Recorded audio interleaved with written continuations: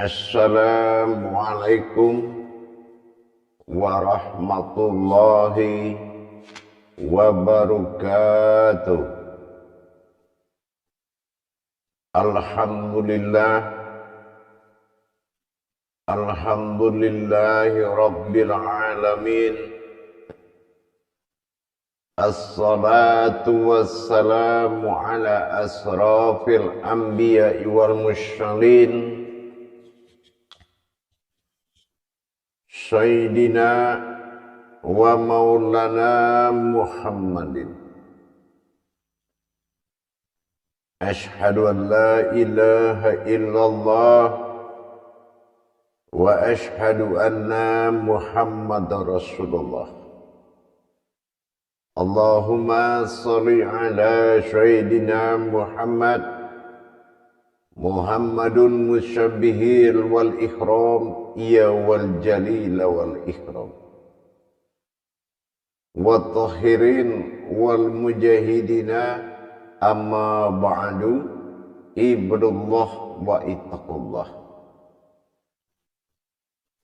Bersyukur kita kehadirat Allah dengan mengucapkan alhamdulillahi rabbil alamin di atas segala rahmah, nikmat, hidayah, serta dengan izin dan ridhonya jugalah kita dapat menjalankan amanahnya, beramal dan beribadah zahir batin dunia dan akhirat.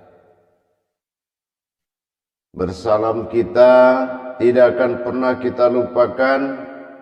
Marilah sama-sama kita sampaikan kepada junjungan kita Nabi Allah, Nabi al-akhirul zaman, Rasulullah Muhammad sallallahu alaihi wasallam. Atasnya kalimahnya kita kalamkan bersama-sama dengan membacakan Allahumma sholli ala Sayyidina Muhammad wa ala alihi Sayyidina Muhammad. Alhamdulillah bertemu lagi dengan saya Guru Mursyid Syekh Nur Muhammad Buya Irwan Maulana Al-Khalidi, Pasaman, Sumatera Barat, Indonesia. Tentunya dalam makom majelis zikir ma'rifatullah, dalam tayangan YouTube Buya Pasaman Timur sebagai channel syiar, dalam kupas tuntas hakikat ilmu, amal dan ibadah, dalam makom tauhid, dalam naungan Yayasan Islam Hidayatul Mubarakah, kita berbagi wawasan dan ilmu pengetahuan yang insya Allah meningkatkan iman dan takwa kita kepada Allah Subhanahu wa ta'ala. Jamaah, para hadirin dan hadirat dimanapun berada, rahimakumullah. Pada waktu dan kesempatan ini saya akan berbagi wawasan dan ilmu pengetahuan tentang nilai besar di dalam suatu sifat ketuhanan. Apa yang dikatakan hidup, yang dikatakan rahasia hidup bagi Allah. Apa yang dikatakan yang sebenar-benar hidup di mata Allah. Hidup ini sangat banyak. Semua yang ada, baik zahir maupun batin, nyata tidak nyata, semuanya itu hidup. Sampai terhadap sebuah benda pun hidup. Kita percontohkan batu, semua itu hidup, pohon itu hidup. Tetapi yang dimaksud oleh Allah, hidup atau kehidupan dan yang menghidupkan ini bersumber dari hayatnya Allah. Ada hidup berpasangan dengan mati. Ada hidup yang tidak pernah mati. Ini juga harus kita bisa memilah-milah. Manusia adalah kodrat yang hidup dan memiliki kehidupan sendiri. Manusia bukan memiliki kehidupan alam dunia, tapi manusia memiliki kehidupan sendiri. Apa kehidupan manusia itu? Kehidupan manusia itu adalah hidupnya Allah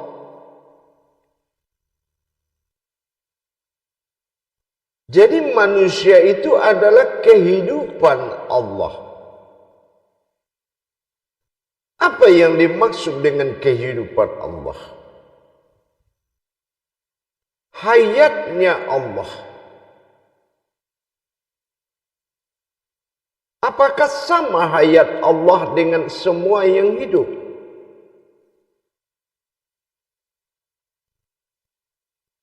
Hayat Allah apakah sama dengan hayat sekalian alam? Ada hayatihi, ada hayatuhu, ada hayat. Apakah itu sama? Apakah memang kehidupan manusia itu adalah sesuatu kehidupan atau hidup?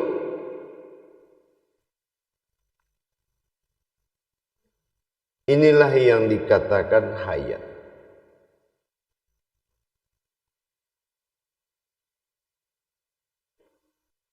Di dalam hukum kehidupan ada yang hidup, di dalam yang hidup ada yang menghidupkan. Hayat, hayyun, qayyum. Yang dikatakan hidupnya Allah ini adalah hayat, bukan golongan dari ruh.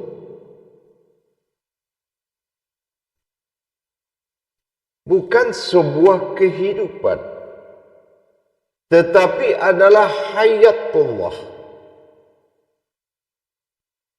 Apa yang dikatakan hayatullah?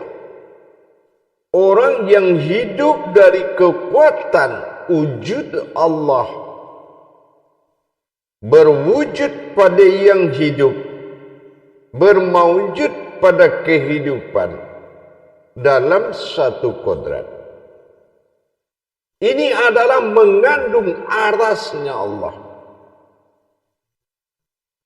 Arasnya Allah yang akan bangkit dikala seseorang menunaikan hakikat kepada Allah.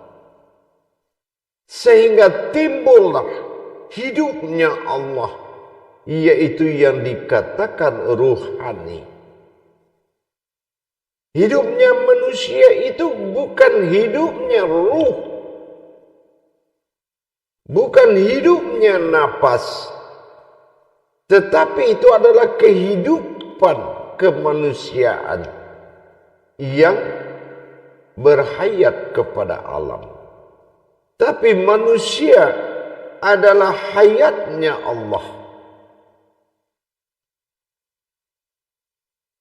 Apapun yang dilakukan seorang manusia kepada Allah dengan pelaksanaan hakikat,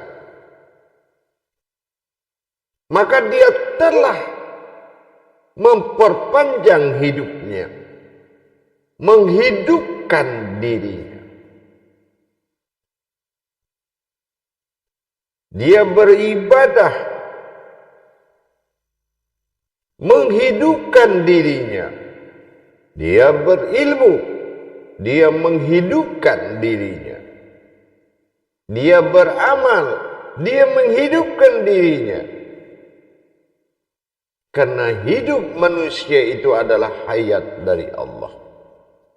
Manusia itu hayat. Hayat adalah sifat ketunggalan Allah.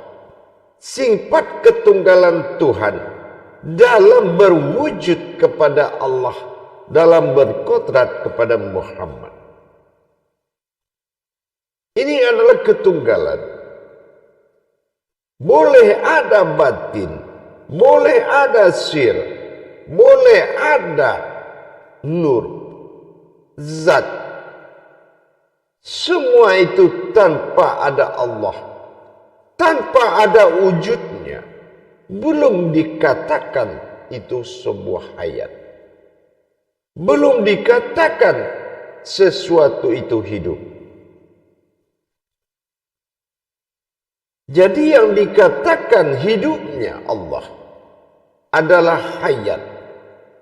Hayat itu adalah sesuatu yang tidak bersekutu kehidupannya dengan apa yang dinobatkan dalam ciptaan terhadap makhluk dan alam. Mendapatkan hidupnya Allah, hidup di matanya Allah, adalah hidupnya hakikat pada diri. Hidupnya di mata Allah, hidupnya hakikat pada diri.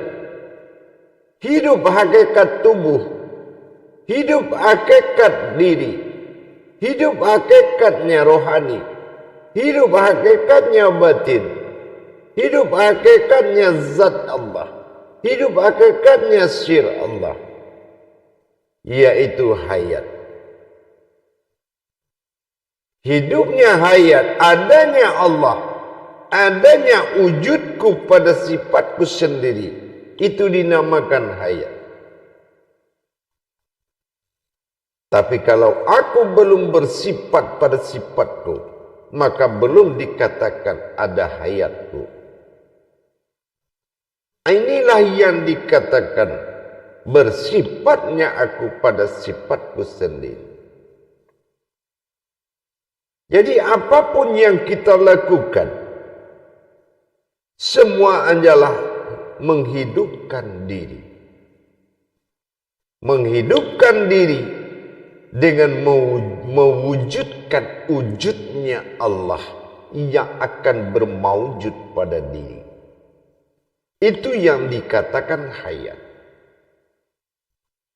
Itu yang dikatakan hidup.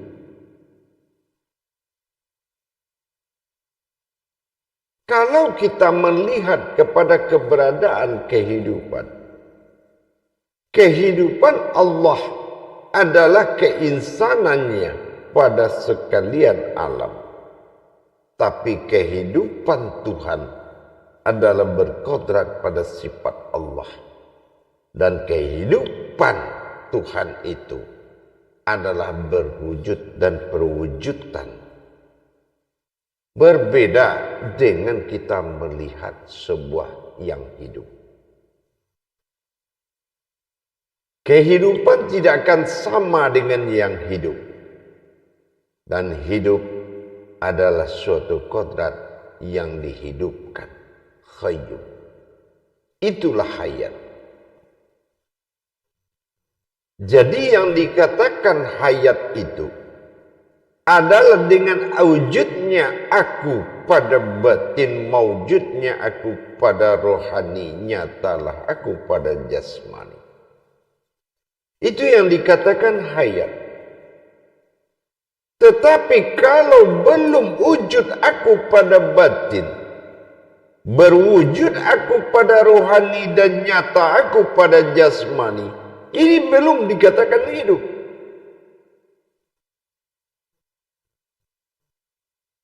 Belum terlihat yang tidak pernah dilihat itu. Berusul kepada tidak terlihat.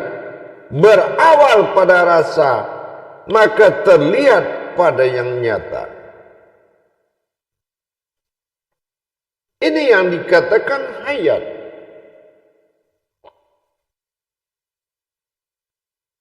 Jadi sebuah hayat wujudnya aku. Ini yang dikatakan hidup. Manusia adalah sebuah kodrat mati yang tidak memiliki daya upaya apapun. Layaknya sebuah mayat yang diutus dan dibekali ruh. Tapi apabila dia tidak mendapatkan dirinya, maka dia tidak hayat di mata Allah. Dia tidak hidup, tapi dia ada. Maka kita diwajibkan belajar mengenal diri kita. Ini tujuannya untuk mencapai bagaimana kita bisa menghidupkan diri. Karena diri ada di dalam diri. Apa yang dimaksud diri dalam diri? Berdirinya sebuah diri bernama tubuh. Didirikan sebuah tubuh karena ada diri berdiri dalam tubuh. Di dalam yang berdiri itulah yang adanya sebenar-benar diri. Inilah yang dikatakan hayat. Tidak berurat, tidak berdarah. Itu yang dikatakan hayat. Kalau kita belum bisa mendapatkan nilai rahasia kerohanian kita kepada Allah, maka kita belum bisa mengatakan diri kita hidup, tapi hanya sebatas sebuah kehidupan. Kalau ibarat dalam satu rumah, termasuk peliharaan kucing, burung, itu kehidupan, bukan hidup. Manusia adalah sifat bagi Allah, yang mana dia hidup dari sifat, dan dari Allah bersifat. Itu yang dikatakan hidup. Jadi kalau kita menjalankan hakikat Allah, sesungguhnya kita telah menghidupkan diri kita, yaitu batinnya Allah disebut dengan nafs. Nafsahu, diriku. Makanya ada sebuah kalam Allah dalam bermunajat, Al-Malikul Hakul Mubin, dalam selawatullah. Bagaimana kita menyatakan Al-Malikul Al-Hakul Mubin, Al-Haq. Bagaimana kita mendirikan kebenaran diri yang benar dan nyata. Maka mana yang dikatakan yang nyata, maka kita dirikan. Jadi perbuatan hakikat kepada Allah adalah orang yang menghidupkan dirinya. Karena diri bagi Allah adalah sebuah hayat. Hayat bagi Allah adalah dengan adanya aku pada wujudku sendiri. Aku wujud pada batin, berwujud pada rohani dan nyata terlihat pada jasmani. Ini hakikat ketuhanan. Sekali lagi, hakikat ketuhanan. Hakikat ketuhanan adalah diri. Nafs. Untuk dasar marofa nafsahu. Untuk mendapatkan warokah rabbahu. Bagaimana kita bisa man arafa nafsahu wa qad rabbahu? tentu dengan kita mendirikan dan menghadirkan keakuan. Sifat aku bagi Allah akan menuju keakuan. Keakuan inilah yang akan menjadikan sebuah keinsanan untuk mendapatkan ketuhanan. Tentu dengan adanya keumatan. Tetapi dalam persoalan hidup, hidupnya Allah adalah hayat, bukan sebuah ruh yang ditiupkan kepada sekalian alam, tetapi adalah sebuah hayat. Hayat dengan adanya aku berwujud pada sifatku, maka bermaujud pada kodrat. Itu yang dikatakan hidup. Jadi kalau kita belum menjalankan hakikat hidup hayatnya Allah, maka dikatakan itu belum hidup. Orang yang hidup dalam hidup adalah tujuan utama. Kalau kita tidak mencapai nilai hakikat, bagaimana kita bisa menjadi sebuah hidup, sebuah ruhani yang terbit dari sirnya Allah? Maka belum dikatakan itu hidup. Manusia itu belum dikatakan hayat bagi Allah, belum dikatakan hidup di mata Allah, kalau dia belum melaksanakan perbuatan hakikat yang melahirkan kehidupan dari wujud hidupnya rohani. Bergejolaknya sir pada batin mewujudkan batin dan mewujudkan sebuah nilai zat. Zat inilah yang akan berwujud pada nur. Nur inilah yang akan hayat pada jasad. Ini yang dikatakan dengan wujudnya aku pada batinku. Maka hayat aku pada rohani, nyatalah aku pada jasmani. Ini adalah kodrat hakikat ketuhanan. Kalau belum ada dan wujud dalam salamatum bakom yang dikatakan wujud aku pada batin, mana batin tempat Allah wujud? Adanya batin, adanya Allah, itu dikatakan wujud pada batin. Batin lam jalalah meliputi sekalian alam.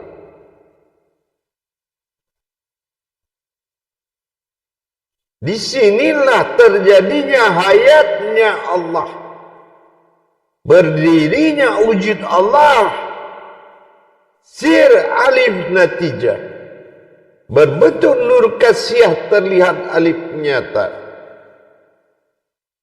Hayat pada titik dalam wujud kepala manusia, menandakan sebuah pertanda manusia itu adalah sebuah pertanda tentang wujudnya Allah, yaitu adanya Allah. Kalau manusia itu belum menjadi sebuah pertanda, dia belum bisa memperlihatkan kalau dia sebuah pertanda dengan adanya Allah dan bergerak hidup dan hayatnya Allah, maka ini belum dikatakan dia menjadi kehidupan Allah, yang mana hidup dia itu adalah sebuah kodrat yang menghidupkan. Ini belum dikatakan hayatnya Allah, karena hayatnya Allah itu dengan adanya Allah. Ini yang dikatakan hidup. Semua manusia diciptakan dari mayat. Laksana Adam diciptakan dari tanah. Itu namanya diciptakan dari tanah. Maka disebut dengan kodrat mayat. La haula wa la quwata illa billah. Tapi barang siapa yang mencapai titik nilai batin, yaitu disebut dengan naf atau diri, maka dia telah menjadi hidupnya Allah dan berwujud dalam kehidupan Allah yang ada di antara dua kehidupan langit dan bumi. Ini yang dikatakan diri lam jalalahu. Inilah hayat. Hayat adalah adanya Allah berwujud pada diri. Yang mana diri lam jalalah bukanlah sifat tapi batin yang bergejolak dengan aras. Aras berwujud kepada alif sir pada batin ini disebut dengan hayat. Kalau belum nyatanya ada Allah pada batin, berwujud Allah pada rohani, nyata Allah pada jasmani, ini belum menyatakan hidup. Ini kodrat, bukan sifat tapi kodrat. Sudahkah kita menjadi kodrat hayatnya Allah? Kalau belum kita menjadi kodrat hayatnya Allah, ini belum hidup namanya. Dia itu masih mati di mata Allah. Dia masih mati di mata Allah. Hidup di mata manusia belum tentu hidup di mata Allah. Karena hidup di mata Allah itu adalah hayat. Hayat adalah sesuatu yang hidup yang tidak bersekutu, yang tidak bersekutu dengan apa yang dikatakan di langit dan di bumi, dan tidak bersifat berurat dan berdarah. Ini adalah hayatnya Allah. Sudahkah di tubuhnya ada yang dikatakan zat? Sudahkah di wujudnya sudah dikatakan batin Allah? Sudahkah di nyawanya sudah berdiri sirnya Allah? Kalau dia belum menjadi pertanda menandakan wujudnya Allah pada diri, masih berupa tubuh dan penglihatan jasad, maka dia belum dikatakan hidup. Inilah hayat. Rahasia hayatnya Allah bertajalli di dalam diri, dan diri adalah penampakan hayatnya Allah. Ini yang dikatakan zahiru fil batinu. Zahir manusia itu adalah penampakan yang batin. Apa yang dikatakan penampakan yang batin? Yang dikatakan penampakan yang batin, ini yang dikatakan amruhu, suatu batin yang terlihat. Inilah hayat yang awal dari seluruh yang ada itu disebut hayat. Allah bukan sebuah hayat, tetapi Allah memiliki hayat. Apa hayatnya Allah? Adanya aku. Itu hayatnya Allah. Tapi belum nyata adanya aku pada diri, belumlah menjadi hayatnya Allah. Maka kita harus berusaha. Bagaimana kita bisa mengenal diri? Mana diri yang dikenal? Sampai pada masa mengenal sesuatu yang berdiri. Mengenal diri bukan artinya berkenalan dengan diri. Mengenal diri akan terjadi kehilangan diri. Dan kehilangan diri inilah yang akan mempertemukan dengan sesuatu yang berdiri. Inilah tauhid ilahiyah. Inilah tauhid ketuhanan. Manusia adalah terjadi tauhid ketuhanan. Kalau persoalan diri dan Tuhan belum bertauhid, belum nyata pada syahadat, belum menjadi sebuah hayat, syahadat menyatu, syahadat langsung, ahad menjadi satu. Belum dia menjadikan pertanda satunya Allah. Apapun yang dia lakukan adalah perintah tanpa ilmu. Apapun dia ucapkan, kalam tanpa nyata. Apapun yang dia jadikan, kata tanpa ada.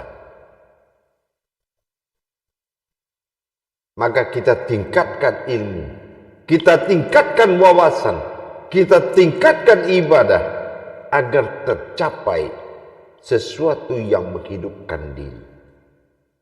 Karena semua perbuatan hakikat kepada Allah adalah dalam rangka menghidupkan diri. Insya Allah, mari kita meningkatkan iman dan takwa kita untuk mencapai tauhid kepada Allah. Insya Allah. Tanpa kita mempelajari syariat, hakikat syarikat, ma'rifat, tauhid, tasawuf, tanpa kita mempelajari segala bentuk ketajalian rohani kepada Allah, maka kita belum dikatakan hidup. Maka capailah. Mari kita tingkatkan kualitas diri kita untuk mendapatkan kualitas ibadah. Tentu dengan meningkatkan kuantitas diri kita. Insya Allah. Ingat, manusia itu adalah kehidupan Allah yang hidup. Dan manusia itu adalah kekuatan Allah yang melihat kehidupan. Dan manusia adalah Jalalain yang menyatakan alam Allah yang ada di antara dua alam. Askornya semua alam.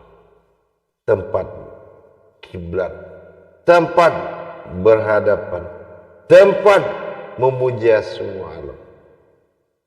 Manusia adalah kiblat dari semuanya. Maka tingkatkanlah pemahaman, tingkatkanlah tauhid diri kita.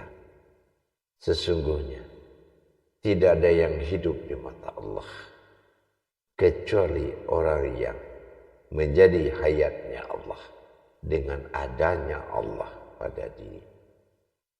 Insya Allah. Mudah-mudahan meningkatkan keimanan tauhid, lebih lagi meningkatkan derajat kita. Tauhid adalah perjalanan. Tauhid adalah perjalanan iman. Yang mana iman akan menentukan siapa Tuhan. Barakallahu ya karim. InsyaAllah. Mudah-mudahan dengan kita selalu belajar meningkatkan tauhid, maka kita akan dapat menikmati sesuatu yang sebenarnya dari sesuatu yang berdiri.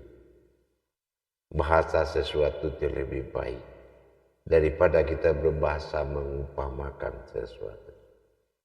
Barakallahu ya karim. Akhirul kalam, wabillahi taufiq wal hidayah. Wassalamualaikum warahmatullahi wabarakatuh.